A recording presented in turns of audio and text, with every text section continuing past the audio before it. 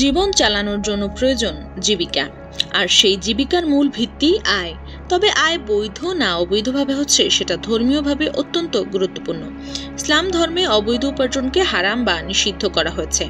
মুসলমানদের পবিত্র ধর্মগ্রন্থ কোরআন এবং হাদিসে এ বিষয়ে সুস্পষ্ট নির্দেশনা দেওয়া আছে। একই সাথে বৈধভাবে কষ্টার্জিত উপার্জনকে বলা হয়েছে সর্বোত্তম। চলুন জেনে আসি ইসলাম, বৌদ্ধ, হিন্দু এবং খ্রিস্ট ধর্মে অবৈধ উপার্জন সম্পর্কে কি বলা আছে। ইসলাম ধর্মে অবৈধ উপার্জনকে হারাম বা নিষিদ্ধ করা হয়েছে। মুসলমানদের পবিত্র ধর্মগ্রন্থ কোরআন এবং হাদিসে এ বিষয়ে সুস্পষ্ট নির্দেশনা দেওয়া হয়েছে বলে জানাচ্ছেন ইসলামী চিন্তাবিদরা। কোরআনের একাধিক সূরায় আল্লাহ অবৈধভাবে সম্পদ উপার্জন না করার ব্যাপারে নির্দেশনা দিয়েছেন।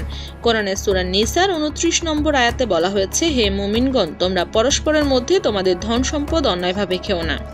একই বিষয়ে বলা হয়েছে সূরা বাকারার 188 নম্বর আয়াতে।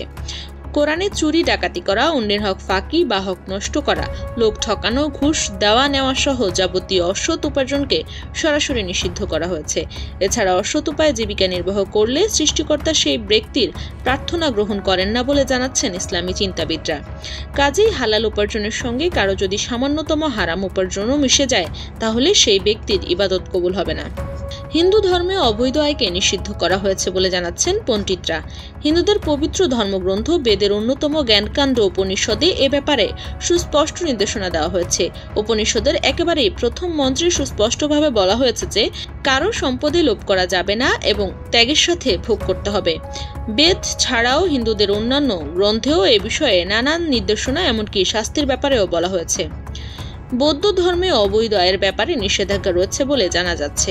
গবেষকরা বলছেন, বৌদ্ধ ধর্মে যে পঞ্চশীল বা 5টি অবশ্য পালনীয় নীতির কথা বলা হয়েছে, সেগুলোরই একটি হচ্ছে অদত্ত বস্তু গ্রহণ থেকে বিরত থাকা। অর্থাৎ যা আমার প্রাপ্য নয় বা যা আমি অর্জন করিনি সেটি নেওয়া বা ভোগ করা যাবে না। অন্য ধর্মের মতো খ্রিস্ট ধর্মেও অবৈধ উপার্জনকে সমর্থন করে না। খ্রিস্ট ধর্মের পবিত্র গ্রন্থ বাইবেলের আদি পুস্তকের বরাত দিয়ে পণ্ডিতরা বলছেন, সেখানে ঘুষের বিষয়ে সতর্ক করে সৃষ্টিকর্তা আদেশ দিয়েছেন এবং তুমি কোনো উপহার গ্রহণ করবে না, কারণ উপহার জ্ঞানীদেরকে অন্ধ করে দেয়।